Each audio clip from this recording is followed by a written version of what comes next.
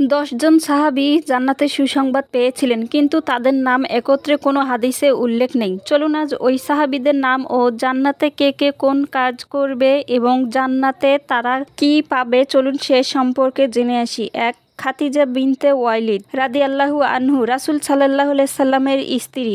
হাদিসে আছে জিবরাইল আলাইহিস সালাম তাকে জান্নাতের মুক্তার প্রাসাদের সুসংবাদ দিয়েছিলেন। সহিহ বুখারী হাদিস নাম্বার 3820।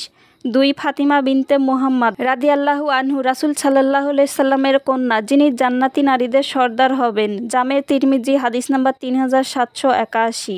3. হাসান বিনতে আলী রাদিয়াল্লাহু আনহু রাসূল সাল্লাল্লাহু আলাইহি সাল্লামের নাতি, জান্নাতের যুবকদের সর্দার। জামে তিরমিজি হাদিস নাম্বার 3781। 4. আব্দুল্লাহ ইবনে সালাম রাদিয়াল্লাহু আনহু সাবেক ইহুদি পণ্ডিত, যিনি ইসলাম গ্রহণের পর জান্নাতের সুসংবাদ পান। জামে তিরমিজি হাদিস নাম্বার 3816। 5.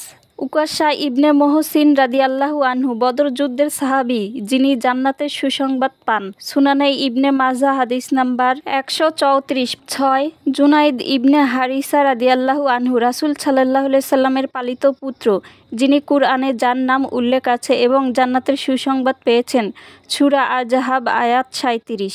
7. আয়েশা বিনতে আবু বকর রাদিয়াল্লাহু আনহু রাসূল সাল্লাল্লাহু আলাইহি সাল্লামের স্ত্রী, যিনি জান্নাতি নারীদের অন্যতম। 8.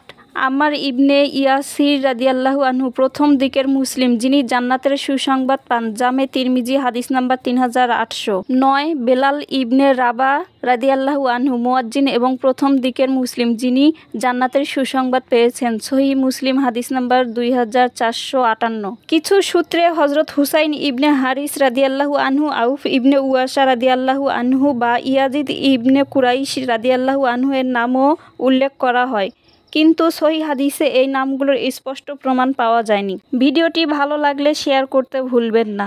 ধন্যবাদ সবাইকে।